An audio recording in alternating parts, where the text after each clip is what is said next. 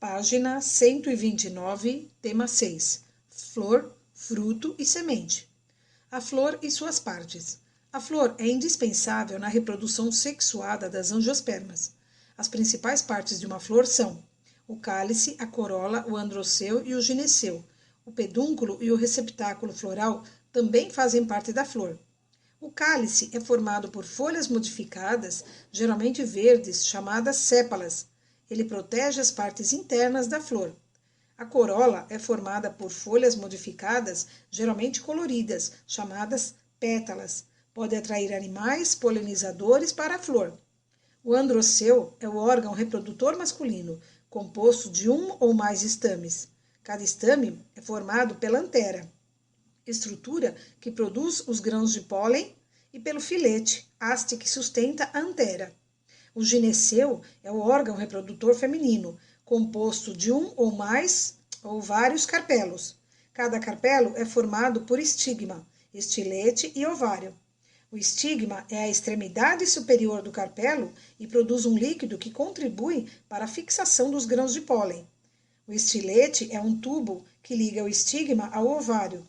O ovário é uma dilatação na base do carpelo, onde são produzidos os gametas femininos, ou esferas. A haste que prende a flor ao ramo é o pedúnculo, e a extremidade na qual cálice, corola, androceu e gineceu se prendem é o receptáculo floral. Prestem atenção no esquema, partes da flor. Representações esquemáticas das partes de uma flor hermafrodita, ou seja, que apresenta androceu e gineceu. Flores que possuem apenas androceu são masculinas. Flores apenas com gineceu são femininas. Na imagem A, visão geral da flor, e na imagem B, visão da flor em corte. Vamos prestar atenção na explicação. As plantas angiospermas podem se manter vivas apenas com os órgãos vegetativos. Basta que a raiz, o caule e as folhas executem suas funções, e a planta permanecerá viva. Para que servem, então, as flores, os frutos e as sementes? São os órgãos reprodutores, ou seja, os órgãos responsáveis pela perpetuação das espécies. A flor. A flor é o órgão de reprodução da planta. Ela se prende aos ramos por meio de uma haste, denominada pedúnculo. A porção superior do pedúnculo é dilatada e recebe o nome de receptáculo floral. É no receptáculo floral que se prendem os diversos elementos que formam uma flor completa. Ao conjunto de cada grupo de elementos florais, dá-se o nome de verticílio floral. Uma flor completa possui verticílios de proteção e verticílios de reprodução. Os verticílios de proteção compreendem o perianto, formado pelo cálice e pela corola. São responsáveis pela proteção dos delicados verticílios reprodutores e ainda servem para atrair pássaros e insetos pela beleza que possuem. O cálice é formado por sépalas geralmente verdes e a corola por pétalas quase sempre coloridas.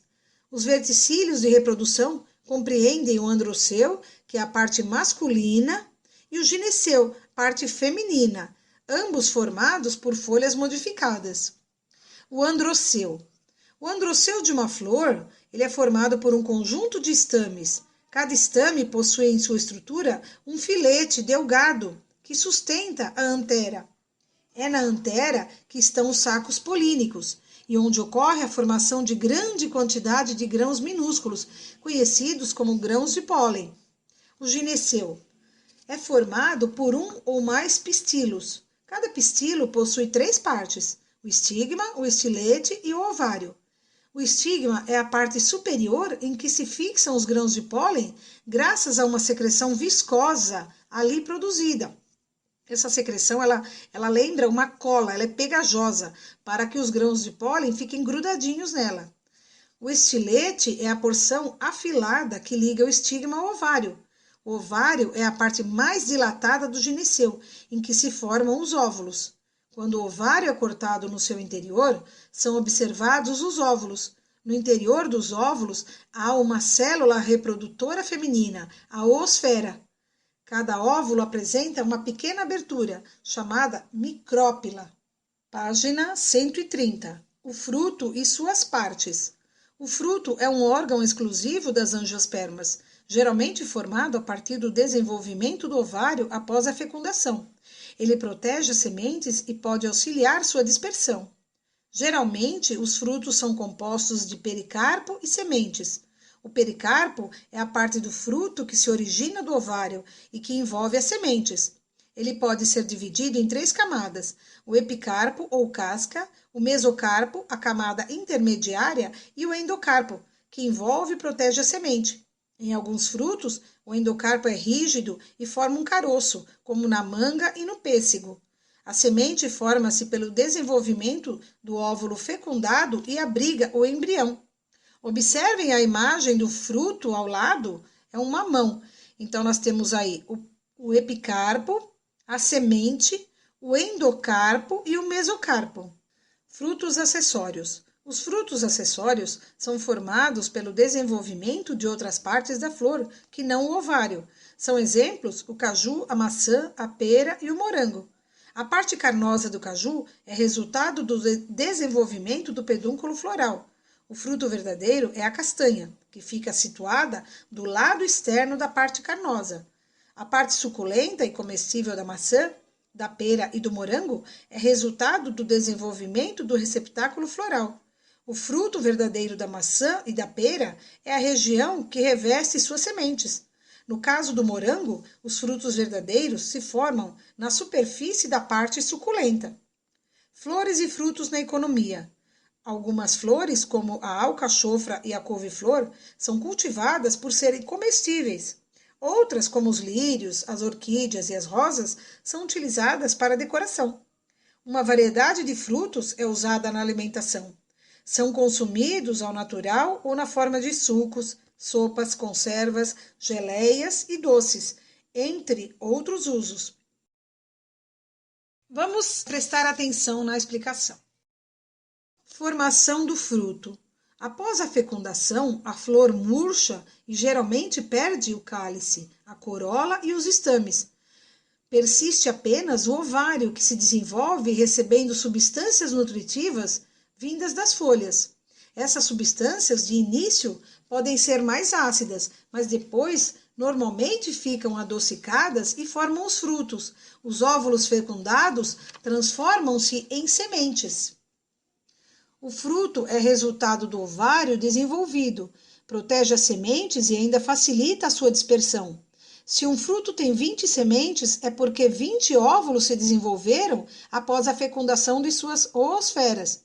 Oportuno lembrar que o óvulo animal é uma única célula, enquanto nas gimnospermas e nas angiospermas, cada óvulo é um conjunto de estruturas pluricelulares.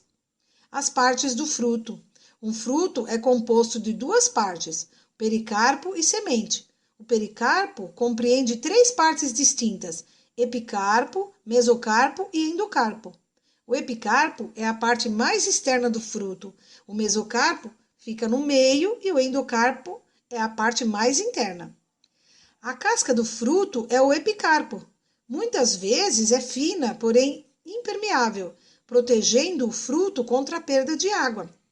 A massa nutritiva, ou a polpa, como chamamos, ela é constituída pelo mesocarpo.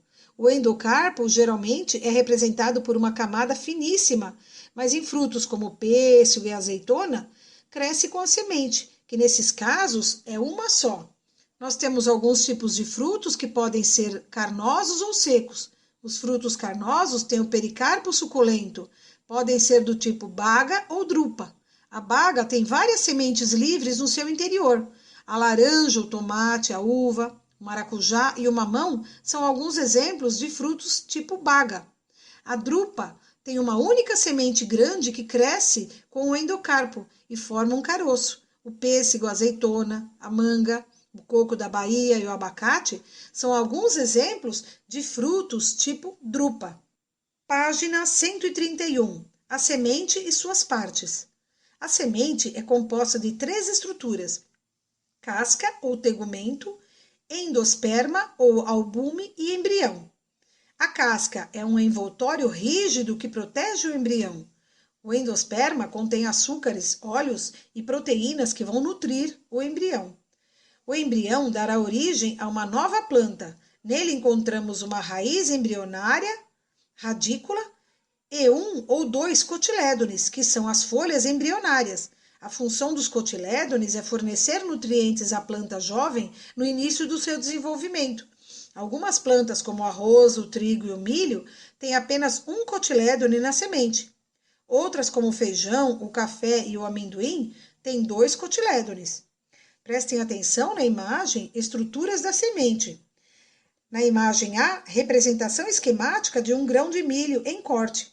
Cada grão de milho, zei, ZA+, que é o seu nome científico, é um fruto que contém uma semente ocupando o seu espaço interno.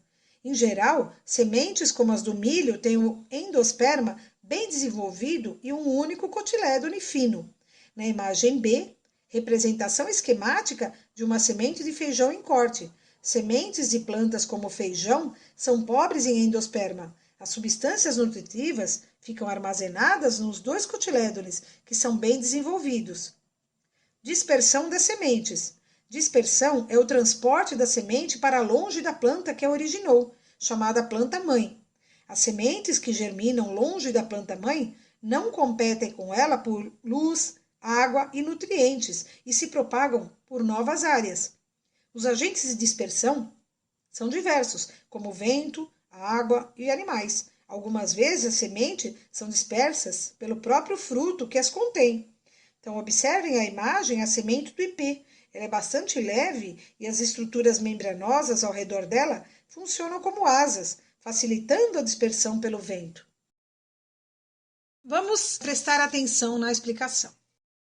Então, nós falamos aqui da semente e das suas partes, que são a casca, o endosperma e o embrião.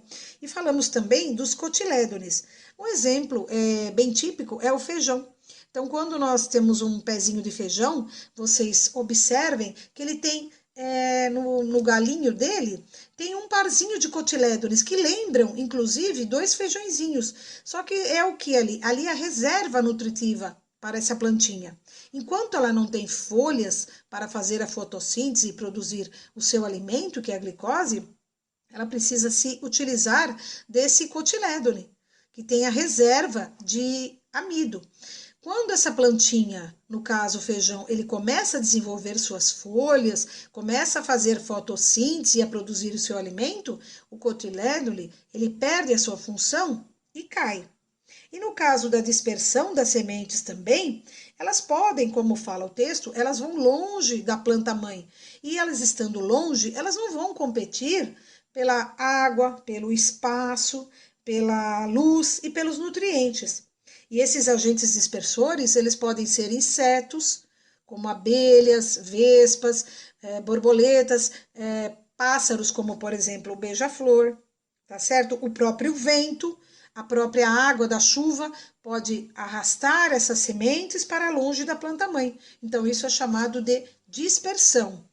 As sementes, elas começam uma nova vida. Para tanto, é melhor estarem longe da planta-mãe. Enquanto nos animais a presença da mãe muitas vezes protege e facilita a alimentação, nas plantas isso não acontece. A mãe, no caso, é um competidor que vai levar vantagem. Crescer ao lado da planta-mãe normalmente é difícil para a nova plantinha, pois haveria disputa de água, de espaço e de luz. A solução está no seu desenvolvimento distante da planta-mãe. Por isso é chamado de dispersão de sementes. As sementes, elas podem ser espalhadas com auxílio de animais, como eu já havia dito, o vento e a água. Os animais podem ser úteis para a dispersão quando se alimentam do fruto e depois espalham pelas fezes as sementes a grandes distâncias.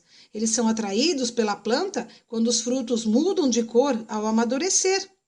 O vento também é muito útil à dispersão, mas para isso é necessário que as sementes possuam expansões em forma de asa para poder voar. As sementes da mamona, elas não precisam ter forma alada, porque o fruto ele explode quando maduro e elas são jogadas a certa distância.